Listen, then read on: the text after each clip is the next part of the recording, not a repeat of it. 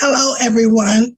My name is Renetia Grant from Charleston, South Carolina, currently residing in Alpharetta, Georgia. And today I am beyond blessed to share my testimony on Speak Up Sis, to help someone to get to healing and wholeness. The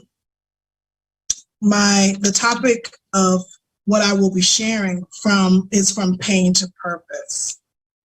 So just a little bit about myself to start everything off. I grew up in a good home where I had a mother and a father. I had a carefree childhood. Life was good. It was normal. I had normal responsibilities and chores and, playtimes and etc. And then my parents, they split, they divorced.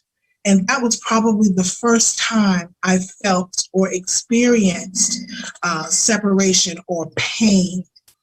The pain of not being protected or just being vulnerable. Being the oldest child, I had many responsibilities. I had to care for my younger siblings because my mom was now responsible for taking care of the home. So I was placed in a very responsible position at a young age. I would say around the age of maybe 10. And so, life was hard. It began to be hard. I now had bigger responsibilities, and I just wanted to go back to my carefree life and, my carefree childhood. And so my mother started to depend on family members to take care of us. I was the oldest of 3 girls in the home, and depending on other family members, that's what any normal person would do. Doing that, it started off fine, and then the big pain came with being molested. Okay, so that is where I put up walls. I created my own security. My trust barriers were gone. I had, no one that I felt like I could trust, not anyone, not any family members, because they were all in cahoots with the family member that molested me. So that created a downward spiral in my life. And here I was only 10 years old. Okay, so I created these walls and I would not allow anyone in. And as I continue to tell my testimony, I will take you through a journey from this pain of being molested, the false sense of security that I created, the cycles of bad relationships, bad family relationships, and those personalities that I allowed in these walls that I myself had created as a form of protection. I went through life that way, through grade school, middle school, high school, that way, and not knowing that I had created an atmosphere in these walls for the characteristics of the same person that molested me.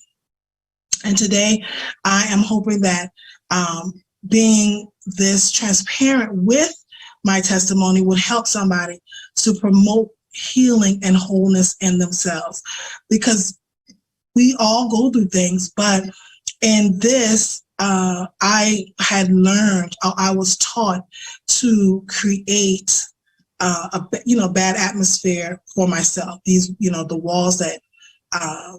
walls of pain is how I related to them as I was going through my healing. So in the walls of pain, going through grade school, middle school, What I was looking for was love. Okay.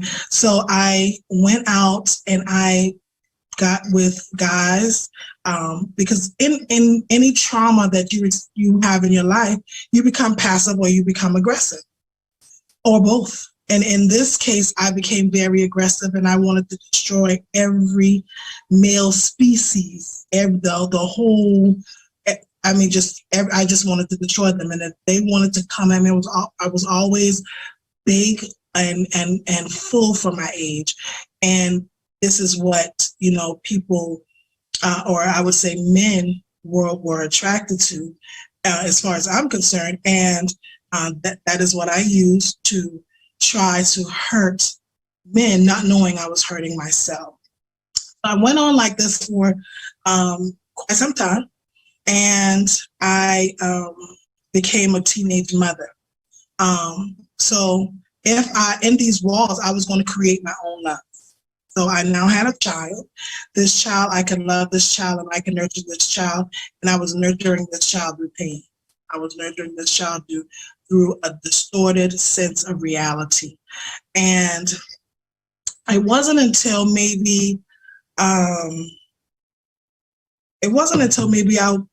must have been 20. So from the time I was 10 to the time I was 20, I had, so a span of 10 years, I had lived in these walls of,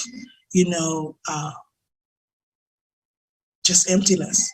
And I would, share that, God found me, because I wasn't looking for God. I just wasn't looking for anything but destruction, because that's the path that I was on.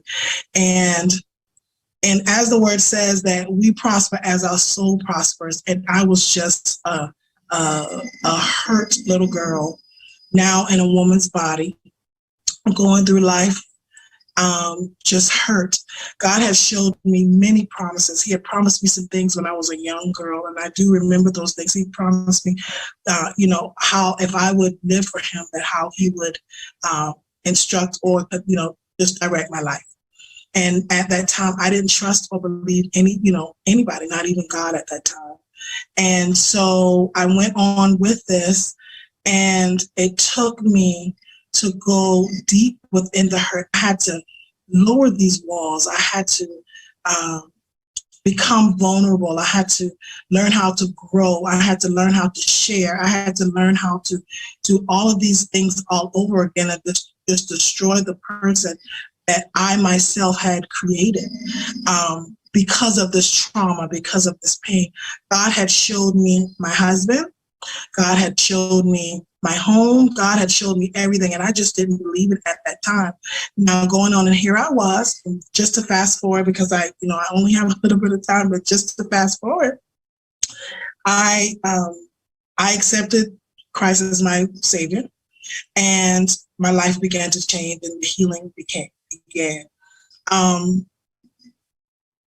But he was then showing me things, and I still did not trust and believe. So I went into a marriage with a man that mimicked, again, the characteristics of the person that molested me.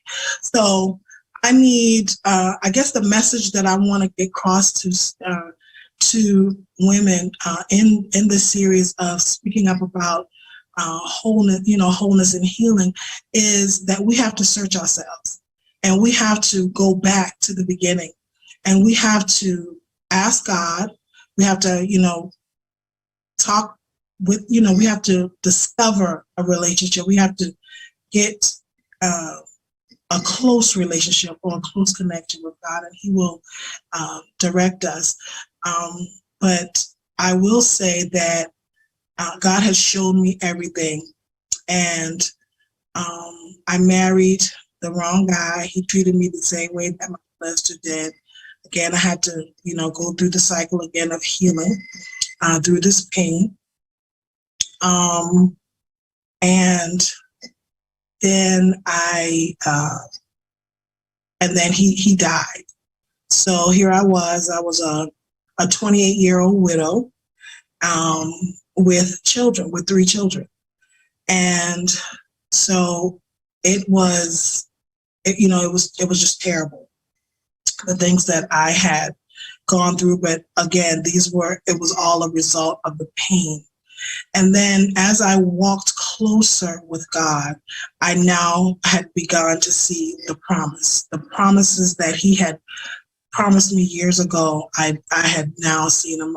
God showed me my husband years ago before I was married to the first guy. He showed him to me, and it wasn't until now I am 49, and and we have now connected and have been married, and now I'm walking into what God has called me to be in as a healed woman.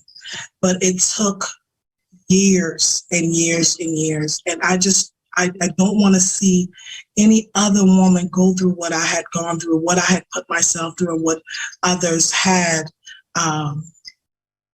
put me through. So that is what I would have to, what I want to share is to just look at the path, or look at the steps, or the things that you went through, and just go through them one by one. And sometimes, and most times, you have to go back to the beginning. You have to go back to the beginning and just move forward.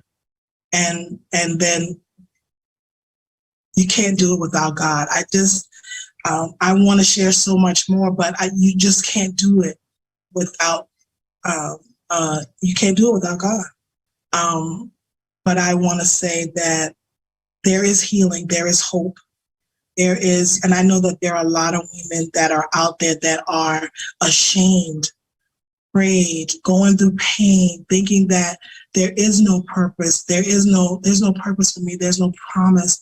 I am not who God says I am, things that they're going through in their life, and it is just simply not true. You are who God says you are. I wish I could articulate what I am feeling as a healed woman now, from it's a total different feeling. It's a freedom. It's, the freedom of being just carefree and loved by God, and placed in the company of people who are free and not ashamed, and they have gone through many things. And it's just, it is up to us to share how we got through, how we got over, how the things that we went through. And in our communities, we're taught to cover up things, and it is not a part of healing. Is to share. A part of healing is to open up and to help someone else get through as you're going through. So I pretty much just, I love this whole series about speaking up and just helping women to get healed, because there's a lot of women that are going through lots of different things, and I hope that my testimony can be a blessing to someone, as I have been blessed by this whole series. And I want to thank you guys for listening, and I'm again grateful for this platform to be able to share how I went from pain to promise.